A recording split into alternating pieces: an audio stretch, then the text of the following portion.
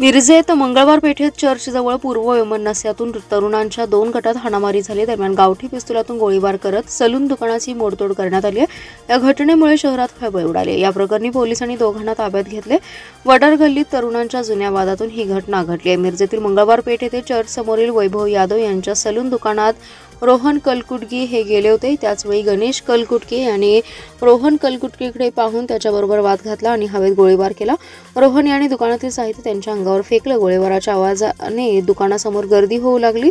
गणेश कलकुटगी याच्याबरोबर कोयता घेऊन आलेले चेतन कलकुटगी, सूरज कोरे, अमीर फौजार हे 4 जण तिथून निघून गेले। रोहन कलकुटगी यास ताब्यात घेतले। चौघांची नावे निष्पन्न झाली असून रात्री उशिरापर्यंत गुन्हे दाखल करण्याचं काम सुरू होतं।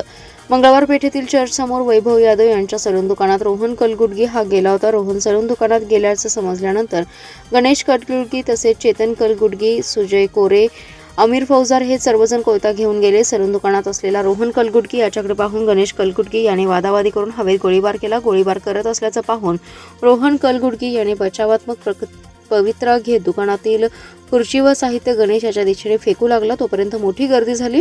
गणेश कलकुटगी, चेतन कलकुटगी, सूरज कोरे आणि अमीर फौजार हे 4 जण व अज्ञात 2 जण तिथून निघून गेले। पोलिसांना याची माहिती मिळताच पोलीस घटनास्थळी दाखल झाले। परिसराची पाहणी केली। रोहन कलकुटगी याला पोलिसांनी ताब्यात घेतला असून कसून चौकशी सुरू आहे।